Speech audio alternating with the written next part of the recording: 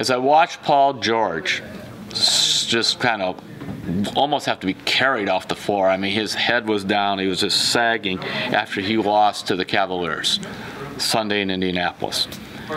It was the 4th time Paul George and the Pacers lost to a LeBron James team. The first 3 times were in Miami and now in Cleveland. 4 times he's faced LeBron in the playoffs. 4 times he's lost to LeBron in the playoffs. And I thought about that. And I remembered back, this is when I was covering the Cavaliers for the Akron Beacon Journal in the late 80s and early 90s.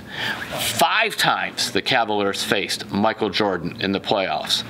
5 times they lost to Michael Jordan in the playoffs. And those were wonderful teams with Mark Price and Brad Daugherty and Larry Nance and Hot Rod Williams and Craig Elo. Good teams. Not good enough.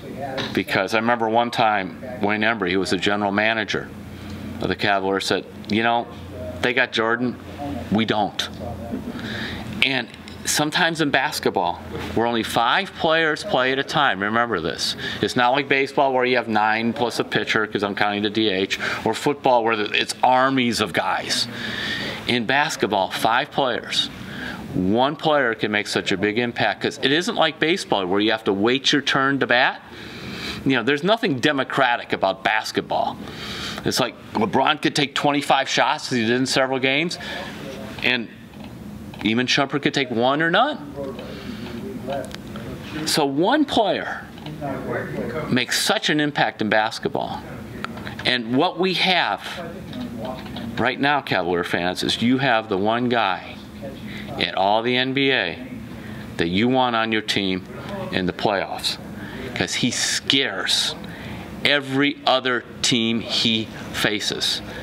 And if you want to know how it feels, those of us of a certain age, just think back to when the Cavs would play the Bulls.